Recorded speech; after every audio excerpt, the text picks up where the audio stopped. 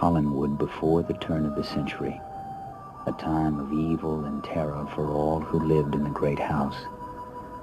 The unexpected return of Laura Collins has caused one person in the house, Quentin, to live in mortal fear.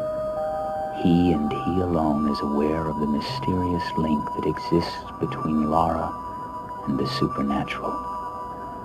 And now, on this night, he believes he has found the way to end Laura's existence.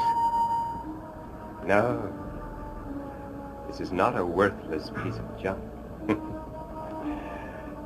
It's a very valuable and precious thing we have here. For it contains a flame. And not just an ordinary flame. Oh, no, no, no. This flame is capable of giving life. But if it were to be snuffed out, a life would be snuffed out with it. How will it happen, I wonder? Huh? Just like that? Or will the energy just slowly be drained out of her? Well, we'll soon know, won't we?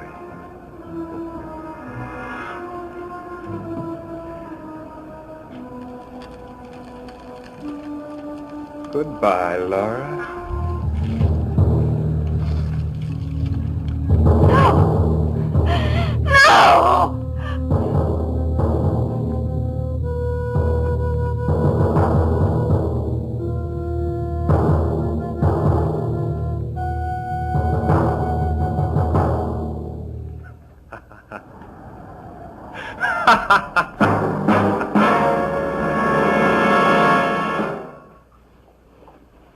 Your tea will be ready in just a minute.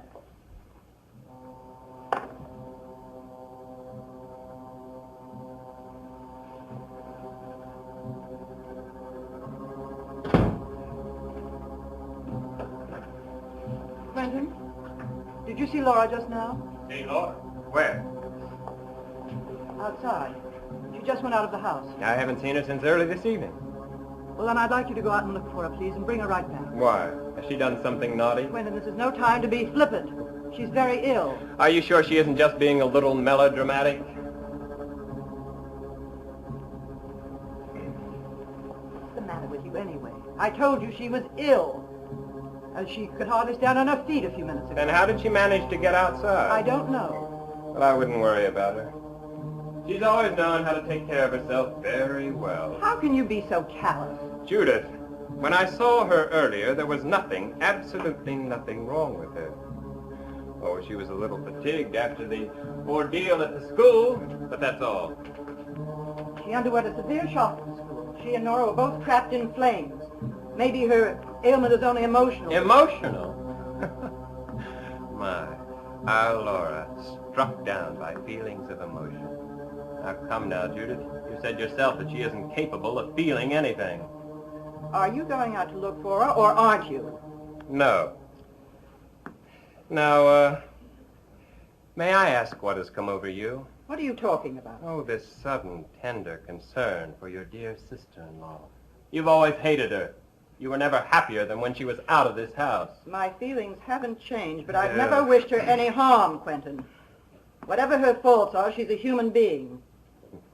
That's debatable. Oh, I'm sorry. Have I shocked you?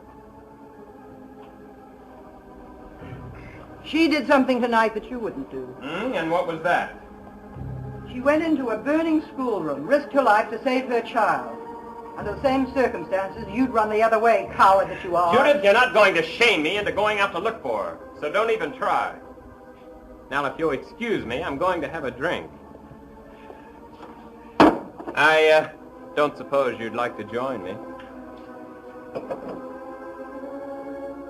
Operator, get me Dr. Pendleton and Collins. It's too late for a doctor, Judith. What she needs is an undertaker. Yes, I can imagine how terrifying it must have been. But thank the Lord that all the children were safe. Yes, of course, Mrs. Trask. I'll tell him the moment he comes home. Goodbye. I take it the school was beyond repair. The building was completely gutted. Do they have any idea how the fire started? None. But don't you think you ought to try the doctor again? He should be back from his house call by now.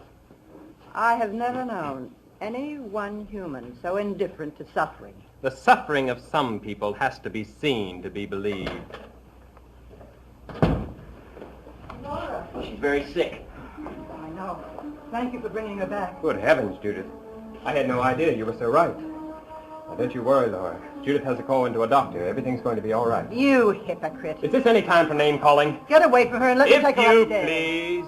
In view of my earlier reaction, I do think I owe it to her to take her upstairs myself. Come on, Laura, I'll help you.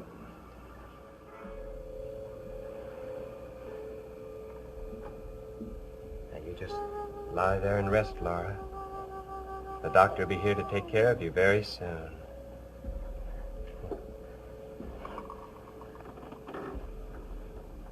How do you feel now?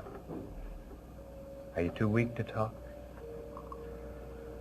I'd like you to tell me what's happened to you. Please. You already know. I beg your pardon? You're too concerned, Quentin. Much too concerned. But of course. We wouldn't want anything to happen to you now, would we? I don't know how it was possible. But you did this to me. It couldn't have been anyone else. Laura, I don't know what you're talking about. You're trying to kill me. Oh. Now that is a very strong accusation. Tell me. Do you have any way of proving that? I'll find a way. I'll make you pay for this, Quentin. I doubt it. No. I don't think you have that much time left. Get out of here, get out! No, we mustn't exert ourselves, my dear. You don't have any energy to spare, do you? Oh, now don't look at me that way. It almost compels me to feel sorry for you. I wouldn't want your pity. And you wouldn't get it. And for rather a good reason. I recall an incident at the cottage the other evening. We both thought that I was dying.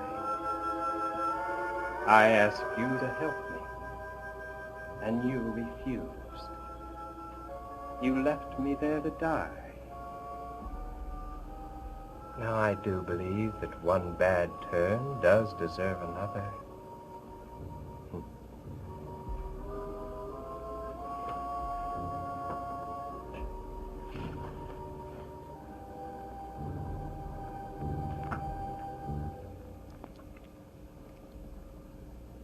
Why, your lips are ice cold. Goodbye, Laura.